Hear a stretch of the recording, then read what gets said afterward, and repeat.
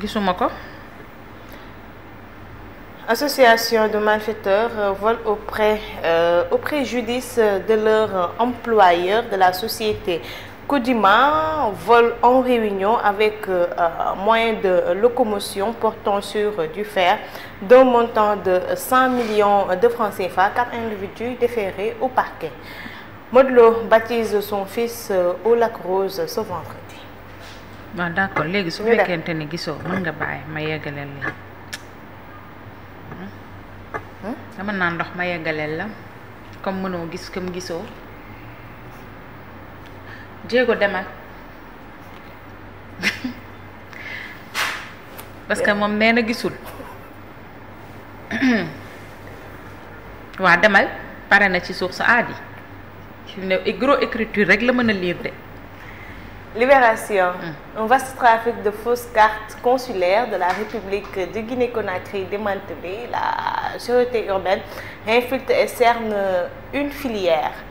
Le Sénégalais Abdoulaye Diouf, 41 ans, ainsi que les ressortissants guinéens Ibrahima Barry, 38 ans, et Mamadou Diallo, 42 ans, arrêtés après une fausse commande sollicitée par un employé de l'ambassade pour des cartes pré-imprimées. L'infographe Abdoulaye Diouf avait mis en place son propre business, déjà 300 fausses cartes délivrées à des ressortissants guinéens. Les cartes étaient vendues entre 5 000 francs et 15 000 francs CFA. Affaire des frères de Farba Ngom, le parquet financier s'oppose au placement sous bracelet électronique. Casamance, le projet d'assistance à la lutte anti-mine dans le noir. ñu dem.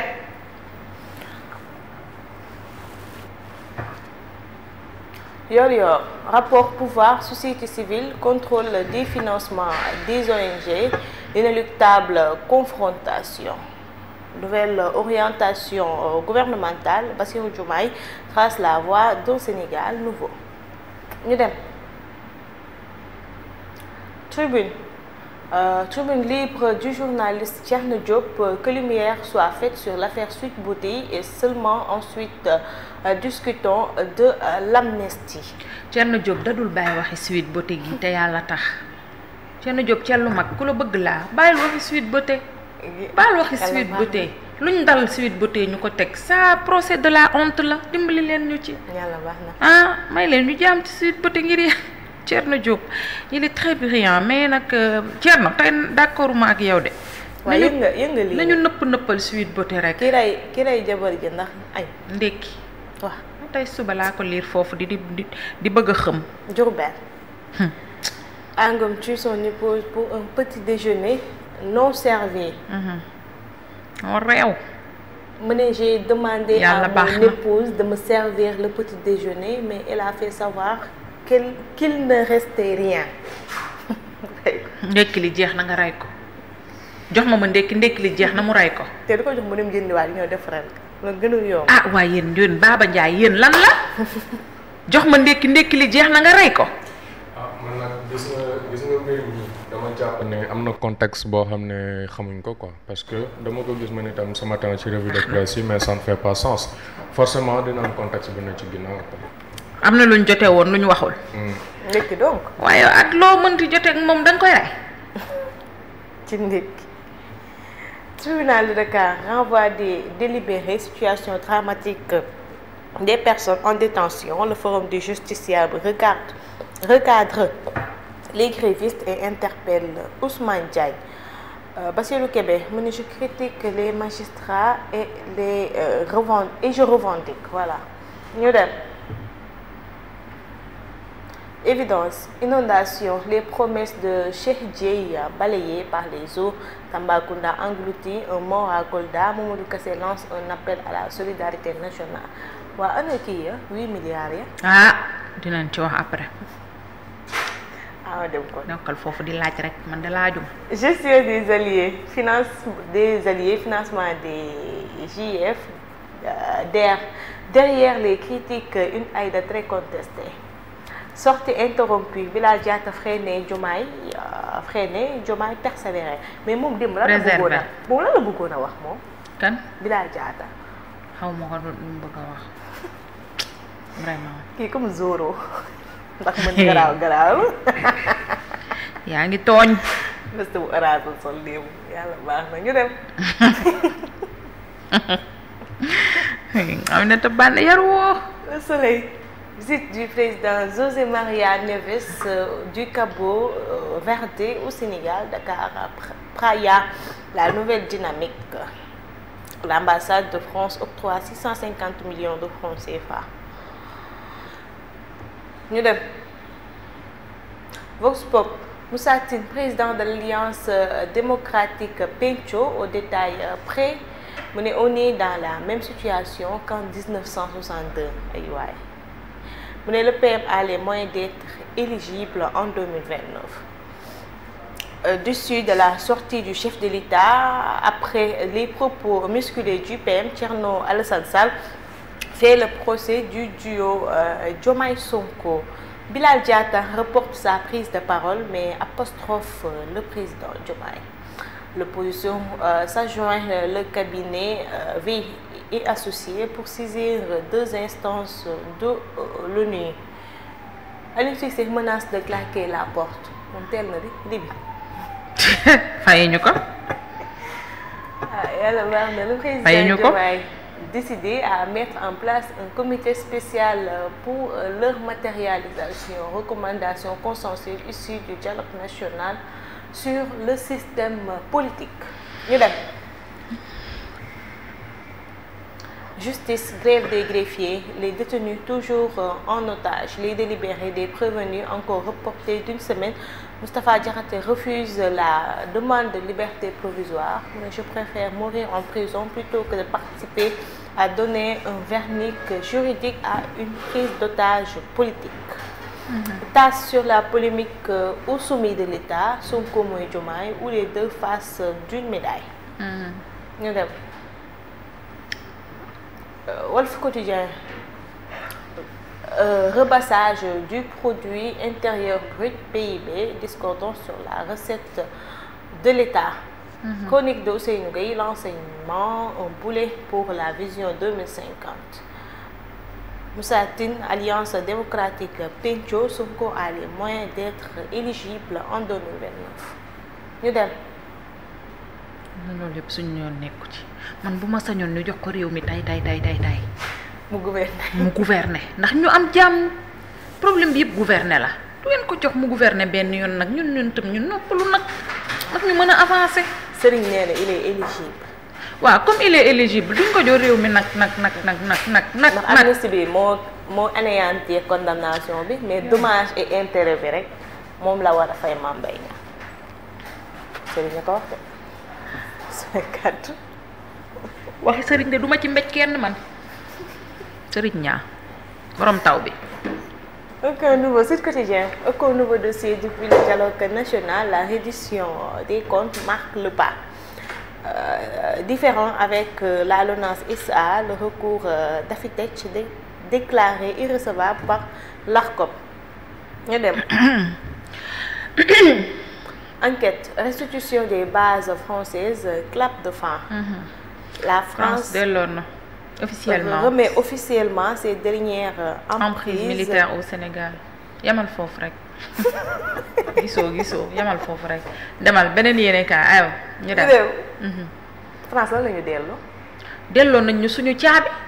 matériel. suñuy caabi ñun kay foofu ak terrain nuy lañ fay fekk. la fa nekk yëpp France ko moom tàggoo nañ jeex na. dem nañ seen yoon amul benn seen lenn desu fa képp sax ba bawuñu ko fa yëpp la ñu yóbbu. Les Échos, alors qu'il avait prévu une conférence de presse, Bilal Diatta y sursoit sur ordre de Sonko et lance des pics à Diomaye. Yeewaay Samba ce costume bu orange. Depuis la prison, Moustapha Diakhaté parle et charge 10 magistrats. Farba Ngom contre le procureur financier, grosse bataille à la chambre d'accusation hier. ñii le procureur du parquet financier dafa bañ liberté bracelet électronique pour Farba. ci yàlla dafa bañal Farba port de bracelet électronique. te Farba wérul de. dina waar de. yàlla baax na. L'ancien commandant de gendarmerie Ibrahima Dramé jugé le 6 novembre prochain. C'est dans l'affaire maître comment il s'appelle encore, le général Moussa Fall. Voilà. Général Moussa Fall. waaw moo porté woon ancien commandant Ibrahima Dramé plainte ok le 6 novembre prochain. Assane Diouf tey lañ koy àtte. waaw ok. ñu dem. renvoyé da laa ci dégg ndax greffier yi nee nañ 72 heures encore. yàlla baax na. Tribune Sport depuis qu'il était nommé sélectionneur de la Libye pour salaire non payé Aliou Cissé menace de quitter. waaw boobu ba tey fayuñu la doo dem loo fay def. li du tout rek. L'ancien sélectionneur des Lions sous contrat jusqu'en 2027 a décidé de taper du poing sur la table. Il menace de quitter son poste s'il ne récupère pas son dû d'ici le 17 juillet. Moustapha Gueye décortique le choc de dimanche. Personne ne peut prédire le vainqueur. démb dama kaa mere moom. dañoo ñàkk fayda ñoom ñaar démb. ndax manqué Balla nu mu def kii bi la journaliste la kenn nga jigéen kenn du ko toroxal. yow loolu dëkk moom ci la dëkk di mal affaire jigéen nii kii la cofantal la kii itam nag loolu nëbbuwul nag dëgg la kat problème mu femme mu kii la nii cofantal la lii surtout les journalistes kii kan la bi tey la Khady Faye ok mais Khady Faye dafa may antécédent depuis toog ba mu naan Gris Bordeaux ndax da ngay toog lu bon nangam démb dafa ñëwaat un peu à la charge surtout nee nga Balla Gaye taal micro bi foo dajeeg moom ba naan magum loolu nga daal dina Balla Gaye yow kii nee nga day ëf lan mooy day ëf foo ko fekk muy ëf daal di jóge ci loolu dugg ci dangaa bëgg bëreeg Modou Lo te Sa Thiès mi ngi bëgg bëreeg Modou Lo tey sa rakk xam nga loolu itam c'est très intrusif. mais dëgg la. non yow liñ damay laaj ndax loolu dëgg la wala dëgg kii lu mu am ci àddina jamono jii Balla Gaye ci àddina nga xola nga boole kook kii ak moom loo ko mënti may ci àdduna jamono ji bëreeg Modou Lo moo ko gënal. waaw man nag ci sama. waaw couronne nag kenn du ko récupérer ndax du moomeel. Fatima ci sama xalaat dama. booy posé boobu la question laaj kon dafa bëgg bëreeg Modou Lo mais boo bëggee dugal sa rakk mi ngi bëgg bëreeg moom ba pare yow itam nga bëgg bëreeg. mais loolu moo am nag mais loolu nag moo am nag question bi loolu la nag loolu moo am nag vraiment nag. waaw léegi nag yéen journalistes yi ni ngeen amee droit laaj lu leen neex. waaw nga moom droit tontu lu ko neex. waaw moo taxit lii tooy ci moom la jóge parce que dinañ la yaale ne jinjeeru xew nit da ngay yaru nit da ngay am respect surtout ci jigéen gis nga journaliste posé na la une question boo xamante ne question bu cofantal question bu ñàkk fayda xoolal nga tontu ko avec délicatesse. yow Balla lu mu def baaxul. non pas du tout je l'aime bien xam nga man je l'aime bien mais dama ko dul fara rek non man sama mbër bàyyi na. c'est que mënuloo xam très franchement kii au fait lan la bëgg. non humainement itam mais Balla Gaye yow da ngay yaa ngi bëgg a bëreeg Modou Lo alors que sa rakk ngi bëgg a bëreeg Modou Lo mais loolu du question. mais c'est une question alors que loolu dëgg la. moom rêve am yëpp lu mu am jamono ji ci àddina bëreeg Modou Lo moo ko gënal. moom lay lorñe moo ko jaral mu dem wuti kiroonu jimbo bi teg ko si boppam bi nañ leen waxante dëgg. Balla mënul jóge ci passif bu yàggul dara avec son frère cooloo xam ne Sénégal gi yëpp ñu yëg ko ñu koy arrangé pareeguñu nga ñëw di yokk xar mi karaw loolu pour man c'est pas faire quoi. non mais loolu dara nekku ci. moom mu ba moom mu ba mais non Eumeu Sène daanu ko moom après daanul rakk ji luy problème bi. non il pouvait répondre avec élégance. luy problème bi Eumeu Sène defarul leen bagage ñoom ñaar ñëpp waa kër Double Less ñoom ñaar ñëpp defal na leen bagage. léegi wala problème ci loolu. solidarité wu corporation bi moom mi ngi dox moom c'est bien. waaw ñu la bàyyi di la wane en tout cas dañoo ndawoon démb trop ay dinaa la def nii yëf ñàkk fayda daal te defuñu defuñu toute responsabilité xam nga responsabilité wu mbër mooy nga toog wax stratégie wax mais démb dañ fa nekkoon def yi fi ñàkk faare yoo xam ne mbër yi ndaw yee koy def. wax stratégie kay responsabilité wu ministre la pas mbër. stratégie mais bien sûr stratégie bëre yenn saa dañ koy ay dinaa jàpp sa tànk ay dina signature neexatul mais lii entertainment la quoi entertainment la. signature neexatul. signature neexatul signature ma ngay neex ba yëkk ni di yëkkati tànk. incident bu ci am juste. mooy problème bi ak la journaliste la Khady Faye. ay waay xam nga aussi. lamb neexatul sur cette affaire mooy la journaliste. Merci. Quand on pose vraiment une question d'abord il faut que ñu jéem maîtriser question bu ñuy poser lu mu d'abord xam nga pour man sax deuxième question ay bëgg a bëreeg Sa Thiès ak yooyu sax loolu du problème mais fu mu fausser débat mooy première question bu mu poser lamb bi ça n'a rien à voir ak la vie privée de la personne ay diw da nga kaa bett ak wala nangam ak nangam wala diw day tox yàmbaaw ak nangam ak nangam loolu lan lay ut ci lamb amul sens c'est-à-dire amul sens c'est-à-dire Balla première question boobu moo yëkkati colère bi ba femme bi ba ma ko posé deuxième question bi même su bëggoon tontu sax mais day jéppi la dame. mais deuxième question bi c'est toujours par rapport avec la lutte.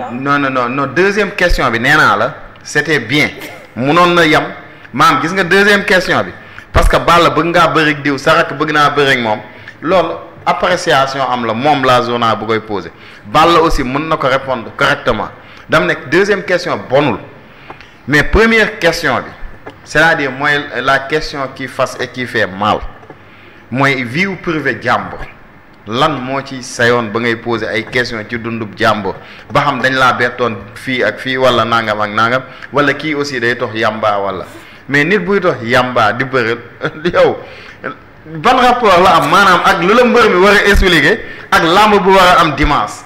loolu man xam nga loo ciy tontu loolu xam nga loo ciy tontu question boobu dama koy paas parce que soo matadee ba di ma poser question boobu man ma mat ba duma la tontu. xoolal waaw loolu laa lay tontu xoolal soo matadee ba di ma poser question boobu man dinaa mat ba duma la tontu après jàll ci leneen xoolal boo waxoon loolu day grand. day grand Balla Gaye boo ko dóoree day fayu soo ko dóoree day fayu amul stratégie làmb xam nga lan la xam attaqué ak yeew la ba nga ne ngoot def la comme xale. ah Fatima nag lii bu dul far moom xawma lu mu nëbbuma sama far de jéego yal na la yàlla fay xale bu amul yar nii lañ koy def.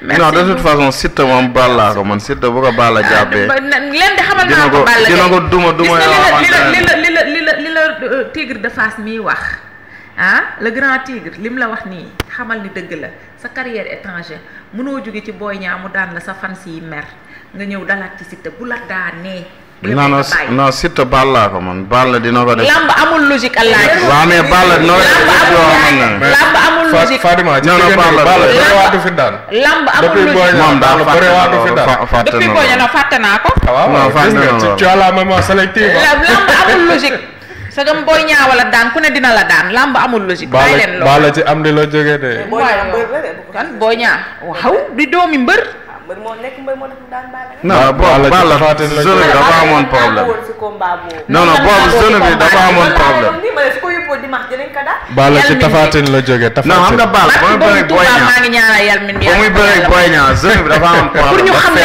ngemb du xaalis mais Balla vraiment na bàyyi daal mais Fatima yow da nga am problème personnel ak Balla ñu ko war wala très personnel lan mooy seen problème léegi parce que c'est la première fois ma lay gis nga ngay songee nii naan xaalis ak Aziz Ndiaye seen problème yow gaynde gu màgget ki folion kii Balla ko mën foofu folion yalmin bi sama xel ak sama xalaat yëpp sama lépp yi wékk naa la ko yal na la yàlla may ndam jëli sa chaise nga ñëw toog d'accord alors Diego ñu dem ci sans transition ñu ñëw très rapidement si actualité internationale yi doo nga ñëw si suñu waxtaan jëla sa chaise bi ñëwal xëcca lan la loola dal 2 personnes abandon de poste en direct Daouda Thiam yaa ngi seetaan wala voilà ñu dem si Syrie ay Ahmed Al Shara annonce